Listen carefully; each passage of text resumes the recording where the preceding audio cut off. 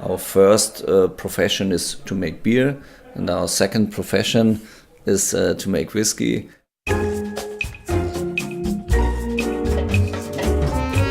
Welcome to the Lush Life podcast. I'm your drinking companion, Susan Schwartz, and I bring you the how-to guide for living life one cocktail at a time. Thanks to my mother's love of martinis, the first words I spoke were shaken, not stirred, and I've been obsessed by cocktails ever since. Together, we'll learn from bartenders, brand ambassadors, distillers, and others why certain drinks are popular in certain cultures, how to make the perfect old-fashioned, when to shake and when to stir, and so much more. Hear that sound?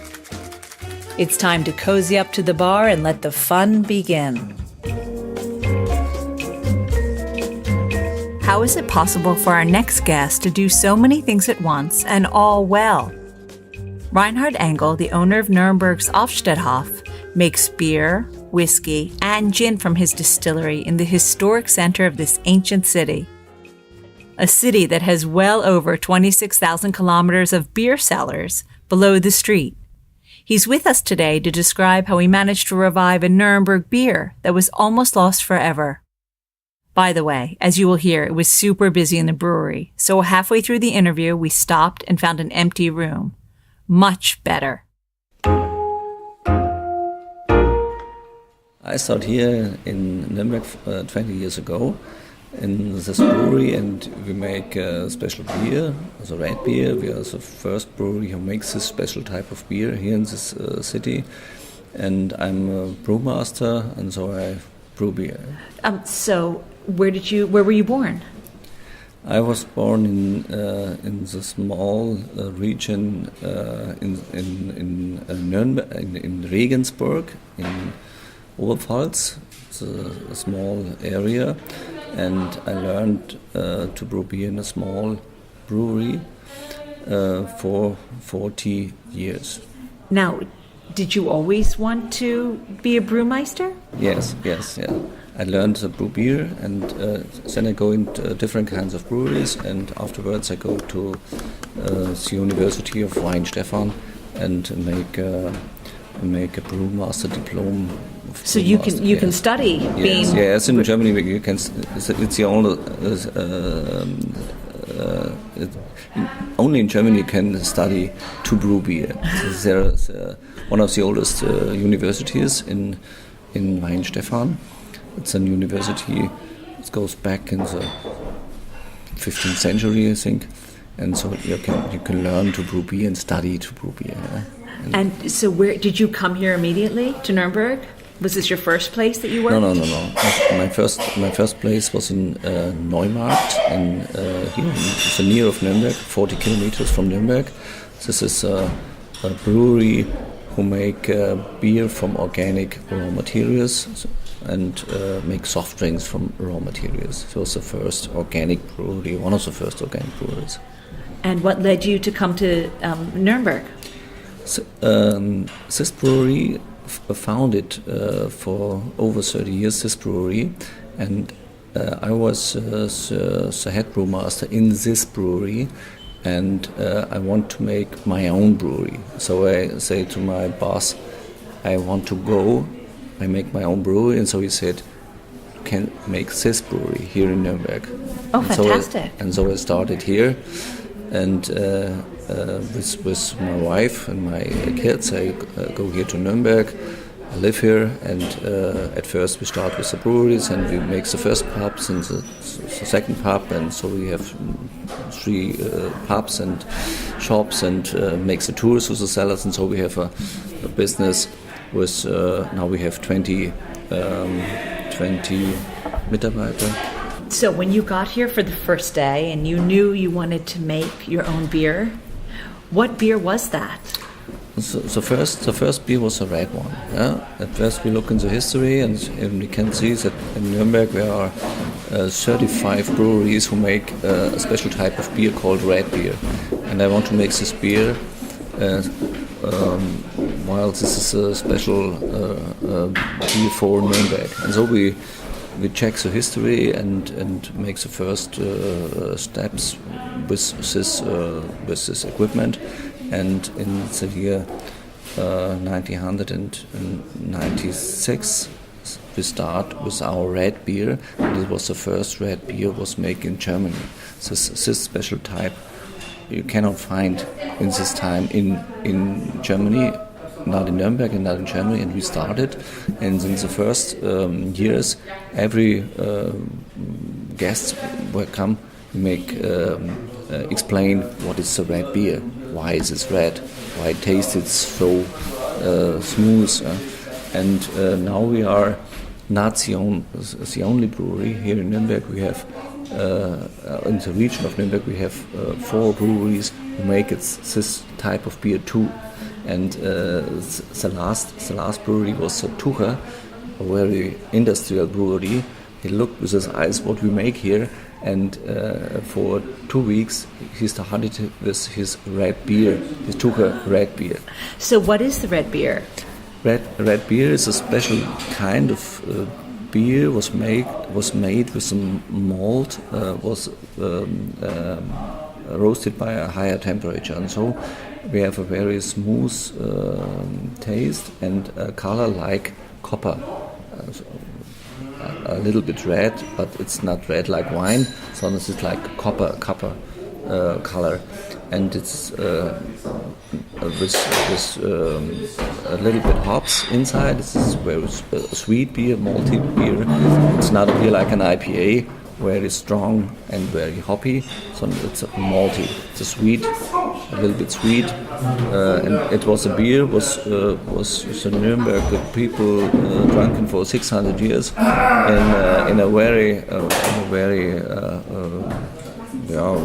high volume, 500 liter a year. So Nuremberg people drink this kind of beer. Were you making other beers while you were making the red beer? We started with my own first beer was a red beer, and we make a light beer, we make seasonal beers. Today we have Maibock. It's a very strong beer, very hoppy beer with special kinds of hops inside. And in the summertime we make a summer beer. It's a very fruity beer with low alcohol. And in the wintertime we make a special beer called Winter Warmer. And this is a spiced beer with different spices, and it's not a beer like a red or like a black one. It's a beer like a molded wine. It's you can drink it hot. It's a hot beer for the winter time. And with this special beer Winter Warmer, we go in the Christkindlers market, and we have shop, I think, where the people come and can drink and taste this beer, this hot beer. So when did you start thinking about whiskey? You know, you're making all these beers, you have a lot of beer. At first time I think I want to make a whiskey. It was in the first time I make beer in this small brewery where I learned to brew beer. I was 17 or 18 years old, so we make beer like a home brewer in very small batches. And so I see beer and brew and whiskey is the same. And so we make a very, very small distillery and make at home a whiskey for ourselves. And this was not good. You can't drink it. It's very, very like it smells like fire. And so I think very, very when I start with my brewing process, I always think on whiskey. And here in this brewery I started for 15 years, and at first we make beer brandy. We make a beer and distill this beer and make beer brandy and make tests with different kinds of barrels. And we have 5-6 years to test with beer brandy how we make this whiskey. And then we started to make whiskey. And now we have a very small whiskey range with 5 different kinds of whiskey. And our first profession is to make beer, and our second profession is to make whiskey. And we always check every barrels before we fill it up in bottles. And in the year we had always all different kinds of whiskey. When my son and I tasted it, so okay, we can fill it up, and then we take the next batch in the bottles. Again, kind of the same question as the beer. What was the first kind of beer you wanted to make? How did you know what kind of whiskey you wanted to make? Because you can use all different kinds of barrels. How did you choose? Before we started, I make a journey to Scotland and visit different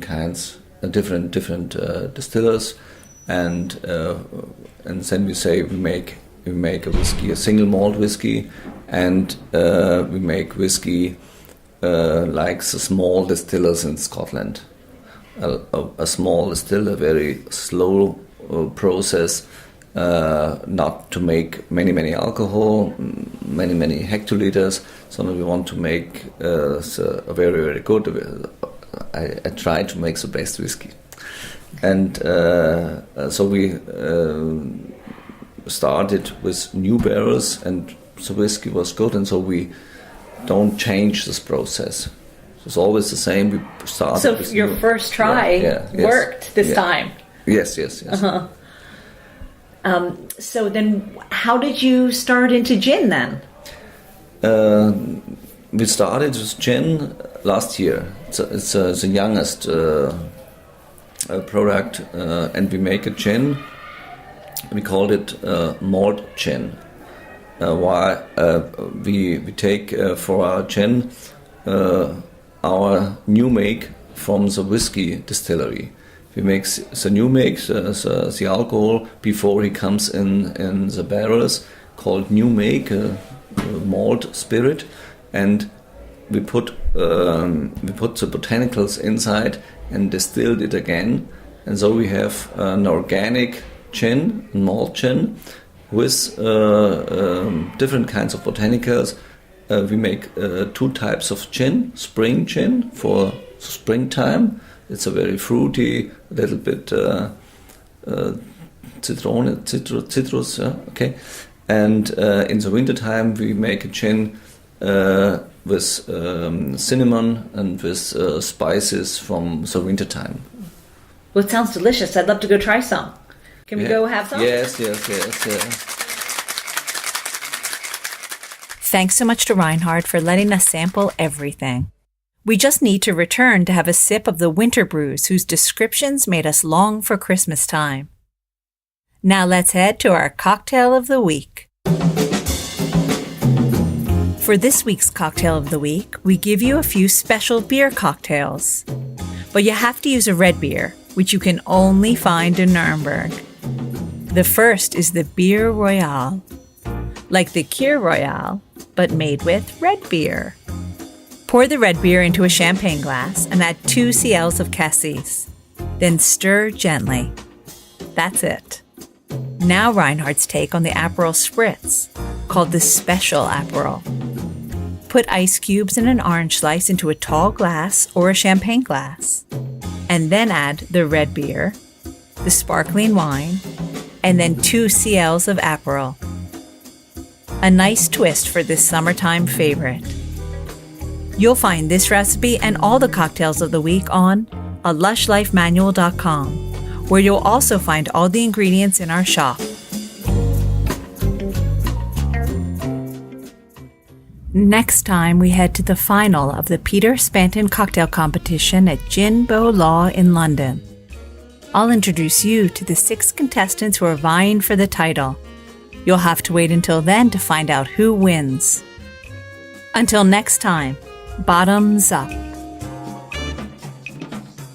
Thanks for listening to the Lush Life podcast, the sister of A Lush Life Manual. For more information and links to everything you heard, plus a bit more, please visit alushlifemanual.com. Always remember the wise words of Oscar Wilde. All things in moderation, including moderation. And always drink responsibly. Okay, I said that last part. Theme music is by Steven Shapiro and used with permission. Lush Life is produced by Terra, and I'm your hostess, Susan Schwartz. I'll see you at the bar.